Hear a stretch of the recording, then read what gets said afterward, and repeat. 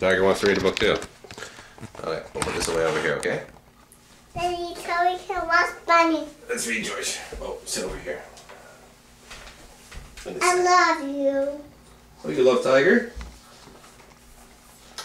Do you love Dad? Yeah. Yeah, I love you too. I love you. I love you too, buddy. This is George. He lived with his friend, the man with the yellow hat.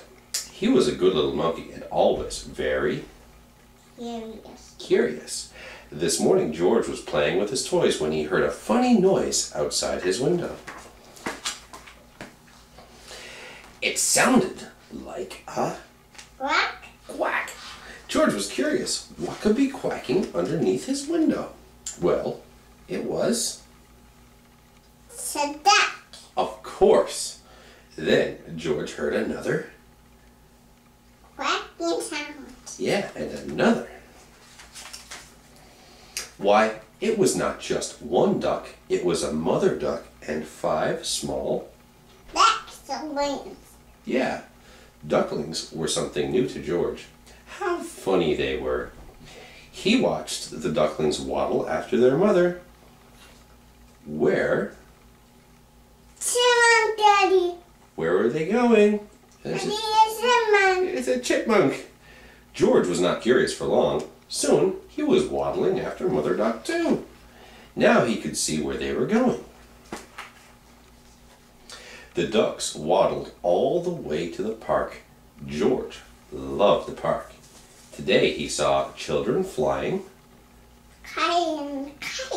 kites and gardeners planting trees by the pond.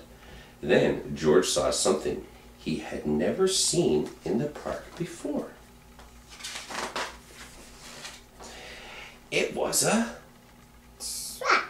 dump truck, and it was big. In fact, George was not even as tall as one wheel. George forgot all about the ducklings and stopped to take a look. It would be fun to sit in such a big truck, thought George. No one was inside the truck, and the window was wide open. George could not resist. But sitting in a big truck was not so fun for a little monkey after all. George could not even see out the window. He was too... Dog, Daddy. He was too small. There's a dog. If only there were something to climb on. Would this make a good step for a monkey? It did. Now George could see out the window. He saw grass and trees and a family eating a picnic. Suddenly, George heard a low rumbling sound. Was his stomach rumbling? Yeah. He wondered. It had been a long time since breakfast. But the rumbling was not coming from George's stomach. It was coming from the back of the truck. George was curious. He climbed out of the window.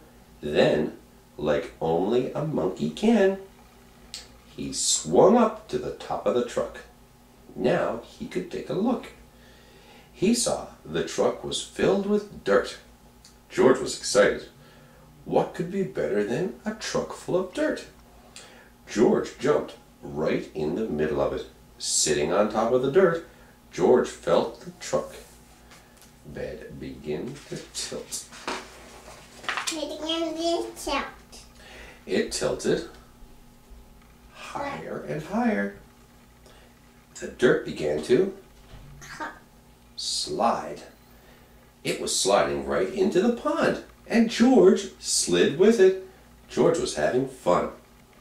But the pile in the pond got bigger and bigger and bigger. And soon the fun was gone. So the fun was gone. Just then the gardeners came back from lunch and stood with their mouths wide open. They saw the empty dump truck, the pile of dirt in the pond, and a very muddy monkey. They knew just what had happened. But before they could say a word, George heard a familiar sound. He heard more. Quacking sound. Yeah, the gardeners heard it too. Then they heard people laughing. "Look," said a girl. The ducks have their own Mother. island. Indeed they did. The pile of dirt made an island in the pond, and Mother Duck and all her ducklings were waddling right up. To the middle of them. Yeah, in the middle and on top. George was sorry he had made such a mess, but the gardeners didn't seem to mind. "We were planting more trees and flowers to make the park nicer for people," said one of the gardeners. "But you've made the park nicer for ducks, too." Later, a small crowd gathered at the pond.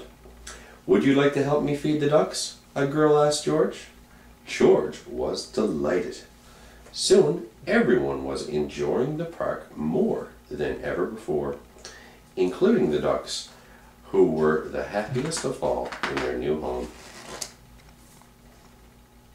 The end. Daddy, Mom.